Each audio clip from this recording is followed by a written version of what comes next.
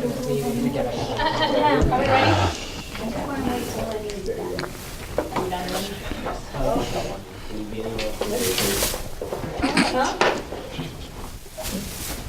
Our next speaker is an amazing young man. He is very responsible and very involved. He is involved in essay office and yearbook, and is very involved in his studies as well. To present to us today a speech on how to not get stuck in a routine, please welcome to the stage, John Burdick. You wake up at 6 a.m. to the sound of your alarm. You're groggy and exhausted from staying up late the night before. Scolding yourself on your lack of sleep, you roll out of bed, make breakfast, and head off to school. Getting home after school, the first thing you do is go on your phone. You say that you deserve the break because you're tired. Homework keeps you up late at night, and so the cycle repeats itself again and again with little variable change. Little do you know you have the power to change. Each day presents you with a choice. You can either go with the flow, or you can live your life to the fullest. You don't have to live your life the same way, day in and day out. Don't get stuck in a routine. Humans aren't robots. We weren't made to blindly do the same thing day after day. God didn't give us the gift of free will for us to squander it. Choose today to change yourself. When others see that you're making a positive change in your life, they will want to make a change as well. They will see that your way of doing things is different from theirs and will want to be more like you. Don't get stuck in a routine. Excite yourself by finding your passion, your reason for waking up in the morning excited for the day. When you find what excites you, most of the time, bad days won't define who you are. Excite yourself by finding your passion, what you like to do. When others see that you're excited about a certain goal or subject, they will get excited as well. Don't get stuck in a routine.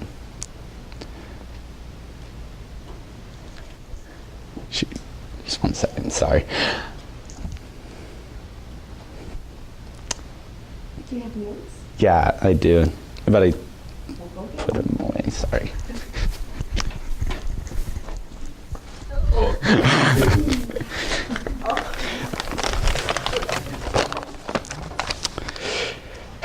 You may say to yourself, I'm not a very interesting person. When you look back on your life, what you have accomplished, do you want to see that you have always done the same things, hung out with the same people, ate the same things? I say no. Many people would agree. You don't hear about mediocre people very often. They don't stand out. They're like white paint. They have nothing that defines them from others. If you find that you are like the crowd, I encourage you to add something to today. Be spontaneous. Whether it is going on a day trip, starting or finishing a book, going on a run, or fixing a good breakfast, you can do something that will drastically improve the quality of your day. Don't get stuck in a routine. Now, I want you to imagine for yourself your version of a perfect life.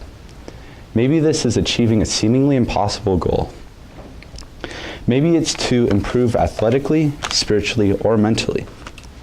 Next, think of something you do that isn't benefiting the life you wish to lead.